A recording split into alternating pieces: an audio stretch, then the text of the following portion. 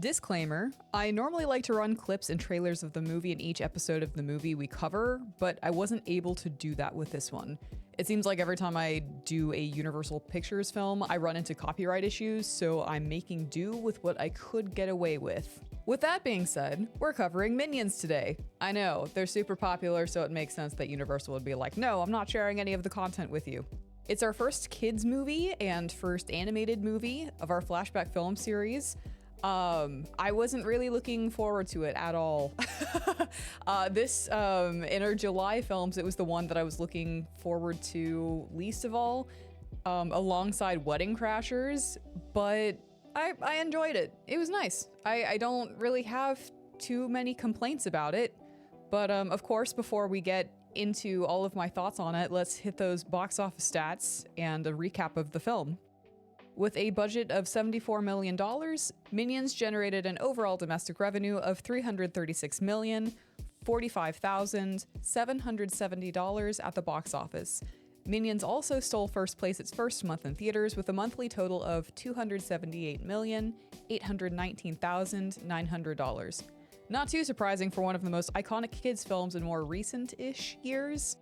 In case you only know what these yellow creatures look like but are otherwise unfamiliar with the movie, Minions is the origin story of how the Minions came to be and what they were up to before they meet Gru, their master in the mainline Despicable Me movies. They are a tribe of mischievous beings who live to serve the biggest of bads, the best in villainy, and they outright don't know how to go on with their lives if they do not. After many an evil leader unsuccessfully gone through, 3 minions, Kevin, Stuart, and Bob, set off on a journey to find the tribe's one true master, where they happen upon Scarlet Overkill, the world's first female supervillain. Now on to the show. Like I said, I wasn't particularly happy with having to watch this film. All I'd really known of the Minions was that they're just chaos incarnate in little yellow sausage form, screaming just crazy gibbering nonsense. And honestly, they were my least favorite part of the Despicable Me movies, at least the first two. I've seen the first 2 Despicable Me movies.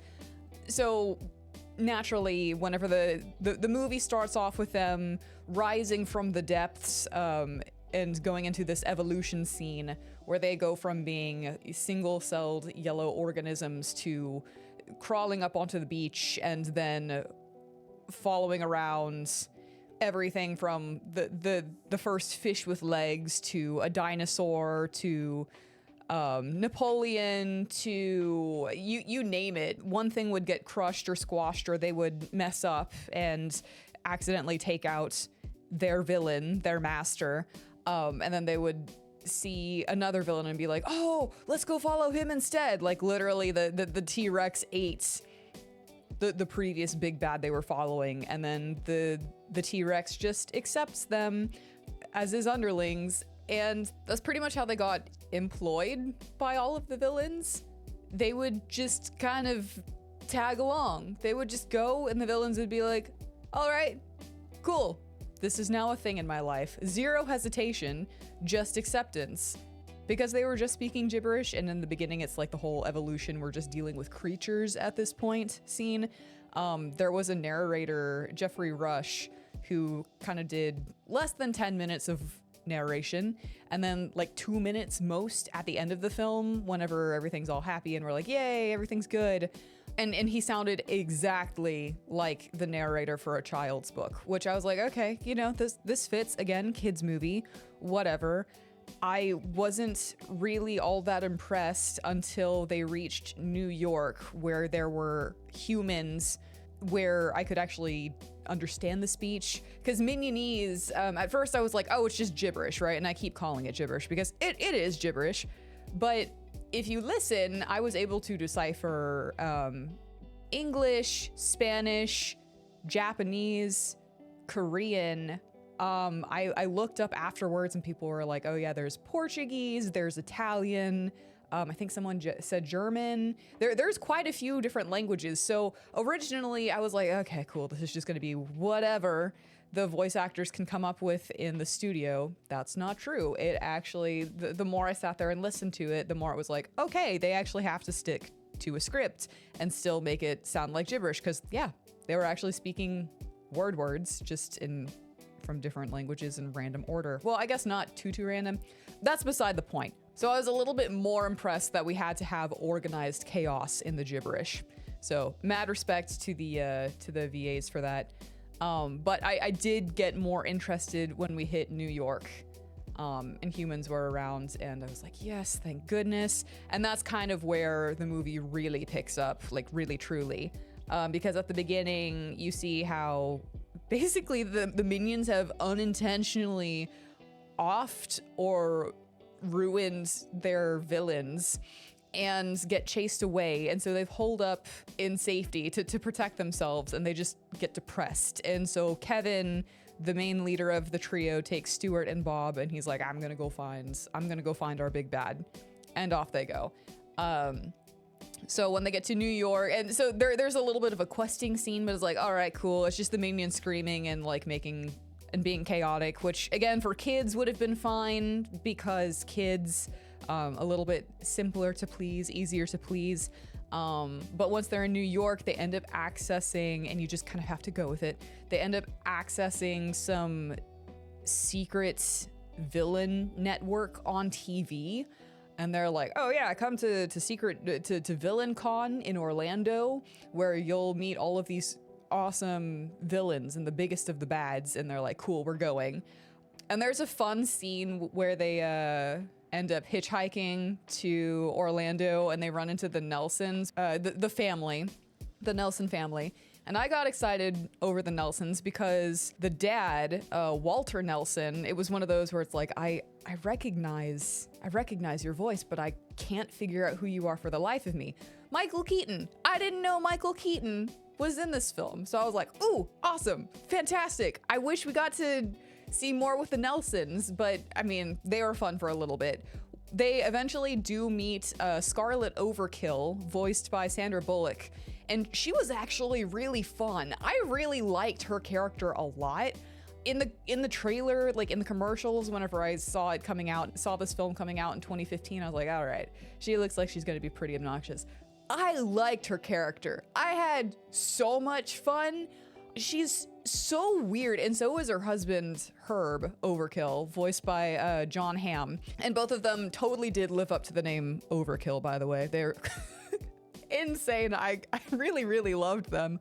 Scarlett was this she sounded like a motivational speaker, but at the same time, she's evil, right? So they're these very supportive parents type of vibe, the two of them, with the minions.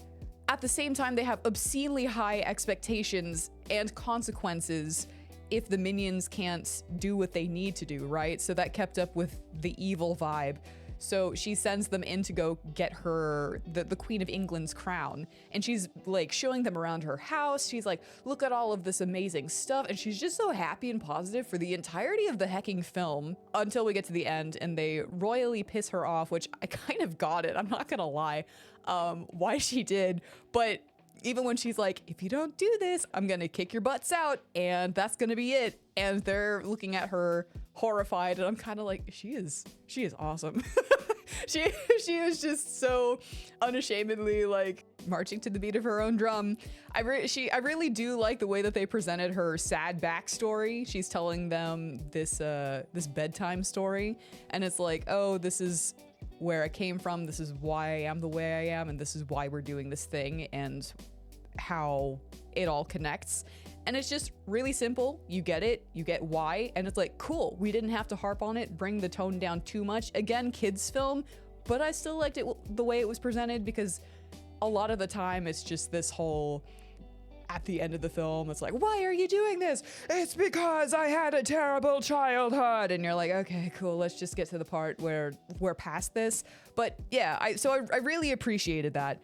Herb was just, I don't know, I loved how supportive he was to her just doing whatever the hell she wanted to do as a supervillain. He was completely and totally devoted to her, and I loved how in love they were. Like, I honestly thought maybe it might be a facade, like maybe Herb was going to be like, I'm the actual supervillain. No, he was just, I'm here for my wife. I'm here for it. I'm like, you know what? I'm here for both of you guys. We love that. So we have like the minions that are just running around screaming gibberish and just doing miniony things and like causing chaos, pulling down pants, all of the slapsticky stuff for kids. And then you have like for the moms, because let's be real here, it would be the moms taking their kids to go see this movie. We have the strong, independent, self-made female lead with the uber supportive husband that's like, can I get you anything? Let me just do everything just so.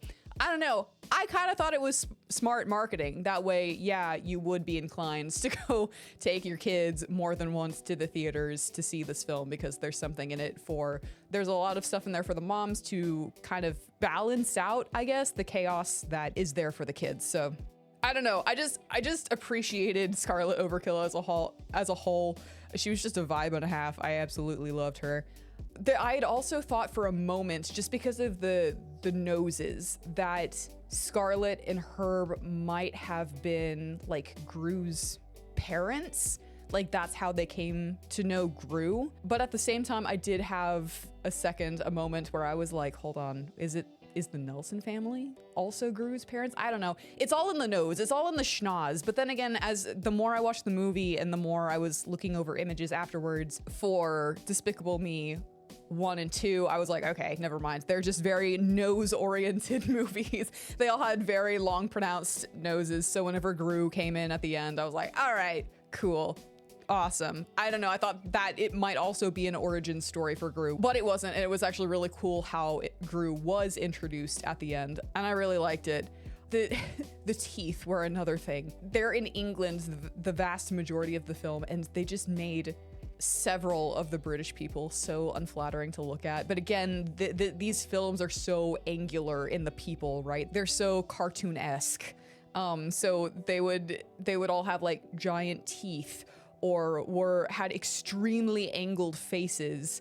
Like there's a chase sequence where a police officer is pouring a pot of tea in the car because we're British, and just they really took keep calm and carry on to like the nth degree with this, because no matter what was happening, people were either in a mad chase, hot pursuit after them, or were just vibing. I thought it was kind of hysterical. The minions were fine. Again, I just kind of liked it most when there were other people on screen. That way it wasn't just a whole bunch of gibberish nonsense. But there were moments where they were funny. The pop-up boobs where they're like 3 minions in a coat to make a giant human. The pop-up boobs, so I can't remember which minion was in the middle, could see out of the dress, was kind of hecking hysterical, I'm not gonna lie. I thought all of the history and pop culture references from like the Beatles to the moon landing were really, really cool. The Queen of England was also an absolute vibe. Like she was totally real for outright beating up Stuart over him trying to steal her crown. Like, go off, Queen. And at the end, whenever Kevin's like having to take on literally both Scarlet and Herb Overkill, like make sure that she doesn't terrorize his entire tribe of minions, he was an absolute bro for still remembering to steal back Bob's teddy bear before it could blow up. Like, my guy, we all need a friend that would take on a supervillain to steal back your teddy bear, right? Like, come on. And then, of course, at the end where Gru comes in and all the minions see him and they're like, this is our guy. And he's just kind of like, I don't want you guys following me, but I'm not going to be too upset with you guys following. And then the credits clips of them and mini Gru, child Gru, they were cute. They were cute. I enjoyed those because I was more familiar with Gru, and again, was not too much of a, like, the minions themselves fan. I will say that they also did a good job of breaking up the storyline to kind of match kids' attention span or pacing. So if the storyline got too, I guess, boring or slow or potentially scary with Kevin, Stuart, and Bob, it would swap over to the tribe as a whole, where they would just be doing their crazy, I don't know, crazy jingling keys thing, bits that would keep them engaged and all hype. It really did keep the tone at a high for the entirety of the film, if you were a kid. For me, I was like, all right, let's get back to the main story. But if you're a kid who wants to maintain a certain hype level of the entire film, then I get it. They did a good job with it. And even though I say I kept wanting to go back to the main three, not all of the scenes were too bad. Let's be real here. The scene at the end where the entire tribe has made it to England and they're all in a tea parlor and one of them starts frantically shoving cakes into his mouth as they start sprinting out the front door. I'm like, that's me. I feel you, my guy. Get all of the cake in your mouth before you gotta leave. I don't know. There were some funny parts that I could appreciate. You just have to kind of put on your I'm watching a kid's film cap and just go with it. There were some funny jokes. There were some fun references for older viewers, and I had a pretty decent time by the end of the film. I caught myself chuckling and smiling a lot more than I thought I did. So I get it. I get why it's one of the most popular kids films. So yeah, new respect for the Minions. New respect for the Minions. Let me know in the comments if you agree.